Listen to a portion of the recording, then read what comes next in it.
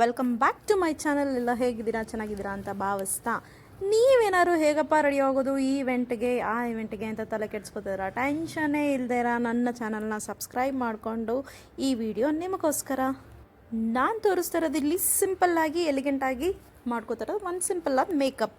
ತುಂಬ ಹೆವಿ ಅಂತೂ ಇರಲ್ಲ, ನಮ್ಮ ಸ್ಕಿನ್ನ ಲೈಟ್ ಫೀಲ್ ಮಾಡಿಕೊಂಡು ಲೈಟಾಗಿ ಒಂದು ಸಿಂಪಲ್ ಟ್ರೆಡಿಷ್ನಲ್ ಮೇಕಪ್ನ ತೋರಿಸ್ತಾ ಇದ್ದೀನಿ. ಬನ್ನಿ ನೋಡ್ಕೊಬರೋಣ. ಮೊದಲನೇದಾಗಿ ನಾವು ನೀಟಾಗಿ ಫೇಸ್ ವಾಶ್ ಅಂತೂ ಮಾಡಬೇಕು. ಬಿಫೋರ್ ಮೇಕಪ್, ಆಫ್ಟರ್ ಮೇಕಪ್ ಕೂಡ ಚೆನ್ನಾಗಿ ಮುಖನ ತೊಳಿಬೇಕು. ನಂತರ ನಮ್ಮ ಫೇಸಿಗೆ ಸೂಟ್ ಆಗೋವಂಥ ಒಂದು ಒಳ್ಳೆ ಮಾಯಿಶ್ಚರೈಸರ್ನ ನಾವು ಹಾಕೋಬೇಕು.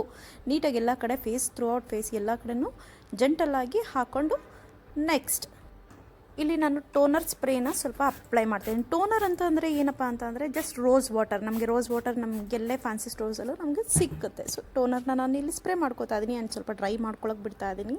ಸೊ ಡ್ರೈ ಆಗಿದ ತಕ್ಷಣ ನೆಕ್ಸ್ಟ್ ನಾವು ಹೇಗೆ ಫೇಸಿಗೆ ನಾವು ಮಾಯಿಶ್ಚರೈಸ್ ಮಾಡ್ಕೋತೀವಿ, ಸೊ ನಮ್ಮ ಲಿಪ್ಸಿಗೂ ಕೂಡ ನಮ್ಮ ತುಟಿಗಳಿಗೂ ಕೂಡ ನಾವು ಹಾಗೆ ಸ್ವಲ್ಪ ಮಾಯಿಶ್ಚರೈಸರ್ ಥರನೇ ಲಿಪ್ ಬಾಮ್ನ ಹಚ್ಕೋತೀವಿ. ಯಾಕಂತಂದರೆ ಲಿಪ್ಸ್ಟಿಕ್ ಹಾಕಿದಾಗ ನಮ್ಗೆ ಆ ಕ್ರ್ಯಾಕಿನೆಸ್ ಬರಬಾರ್ದು ಅನ್ನೋ ಒಂದು ಕಾರಣಕ್ಕೆ.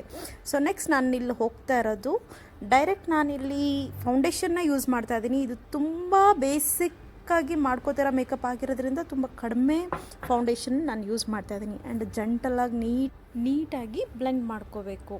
ಆ್ಯಂಡ್ ಕೆಲವೊಂದು ಫೌಂಡೇಶನ್ಸ್ ಯಾವ ಥರ ಇರುತ್ತೆ ಅಂತಂದರೆ ಸ್ವಲ್ಪ ಲಿಕ್ವಿಡ್ ಫಾರ್ಮೇಷನ್ಸ್ ಅಂತಂದರೆ ತೆಳುವಾಗಿರುತ್ತೆ. ಇನ್ನು ಕೆಲವೊಂದು ಸ್ವಲ್ಪ ಗಟ್ಟಿ ಪ್ರಮಾಣದಾಗಿರುತ್ತೆ.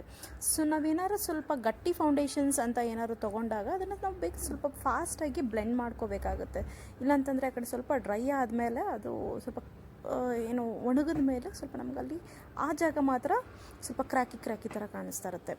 ಸೊ ನೀವು ಬ್ಲೆಂಡಿಂಗ್ ಮಾಡೋದು ತುಂಬ ಇಂಪಾರ್ಟೆಂಟ್ ಆಗುತ್ತೆ. ಇದಾದಮೇಲೆ ನೆಕ್ಸ್ಟ್ ಪೌಡರ್ನ ಹಾಕ್ತೀವಿ. ಪೌಡರ್ ಮನೇಲಿ ಯಾವುದೇ ಥರ ಲೂಸ್ ಪೌಡರ್ಸ್ ಯಾವುದೇ ಥರ ಇದ್ರೂ ಅದನ್ನು ತೊಗೊಂಡು ನೀಟಾಗಿ ಫೇಸ್ ಎಲ್ಲ ಹಾಕಿ ಅದನ್ನು ಸೆಟ್ ಮಾಡ್ಕೋತೀವಿ. ಆ್ಯಂಡ್ ನೆಕ್ಸ್ಟ್ ಹೋಗೋದೇ ನಮ್ಮ ಐಬ್ರೋ ಫಿಲ್ಲಿಂಗ್ಸ್ಗೆ. ಸಪೋಸ್ ನೀವೇನಾದ್ರು ಆಲ್ರೆಡಿ ಐಬ್ರೋಸ್ ಮಾಡಿಸಿದ್ರೆ, ನೀವೇನಾದ್ರು ಐಬ್ರೋಸ್ ಎಲ್ಲ ಮಾಡಿಸಿದ್ರೆ ಆ ಏನಾದ ಶೇಪ್ ಇರುತ್ತೆ ಅದಕ್ಕೆ ಮಾತ್ರ ಜಸ್ಟ್ ಸ್ವಲ್ಪ ಲೈಟಾಗಿ ಫಿಲ್ ಮಾಡಿ. ಎಲ್ಲಿ ಫಿಲ್ ಮಾಡ್ತೀರಾ ಅಂತಂದರೆ ಸ್ವಲ್ಪ ಗ್ಯಾಪ್ ಉಳಿದಿರುತ್ತೆ ಅಲ್ವಾ, ಆ ಜಾಗದಲ್ಲಿ ಮಾತ್ರ ಈ ಪ್ಯಾಲೆಟ್ ಎಲ್ಲ ಸಿಗುತ್ತೆ. ನಿಮಗೆ ನ್ಯಾಚುರಲ್ ಲುಕ್ ಬೇಕು ಅಂತಂದರೆ ಈ ಬ್ಲ್ಯಾಕ್ ಕಲರ್ ಯೂಸ್ ಮಾಡೋ ಬದಲು ಸ್ವಲ್ಪ ಬ್ರೌನ್ ಕಲರ್ ಕೂಡ ಆ ಪ್ಯಾಲೆಟ್ ಒಳಗಡೆ ಸಿಕ್ಬಿಡುತ್ತೆ. ನಿಮ್ಗೇನಾದ್ರು ಇದ್ರದ್ದು ಡೀಟೇಲ್ಸ್ ಬೇಕು ಅಂತಂದರೆ ನನಗೆ ಕೇಳಿ, ನಾನು ನಿಮಗೆ ಶೇರ್ ಮಾಡ್ತೀನಿ ಯಾವುದು ಯೂಸ್ ಮಾಡಿದ್ರೆ ಬೆಸ್ಟ್ ಅಂತ ಹೇಳಿ.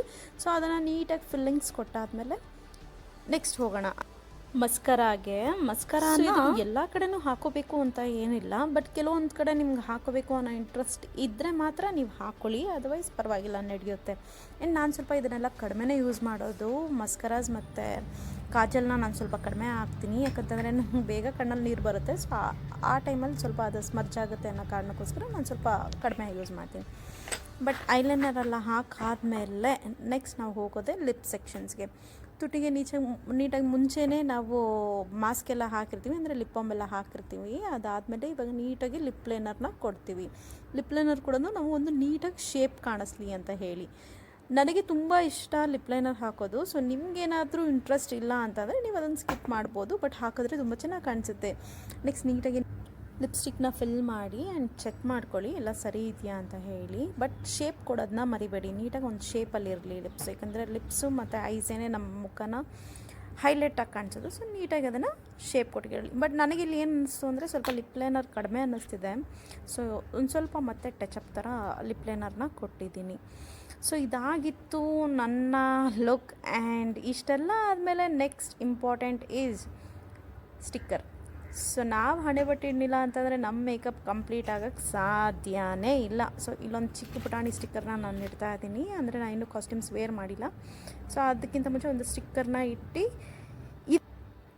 ಆದಮೇಲೆ ಇನ್ನೊಂದು ಇಂಪಾರ್ಟೆಂಟ್ ಏನಪ್ಪ ಅಂತಂದರೆ ಕುಂಕುಮ ಅಂತಂದರೆ ಯಾರಿಗಿಷ್ಟ ಇಲ್ಲ ರೀ. ಕುಂಕುಮ ಅಂತಂದರೆ ಹೆಣ್ಮಕ್ಳಿಗೆ ಒಂಥರ ಎಮೋಷ್ನಲಿ ಕರೆಕ್ಟೆಡ್.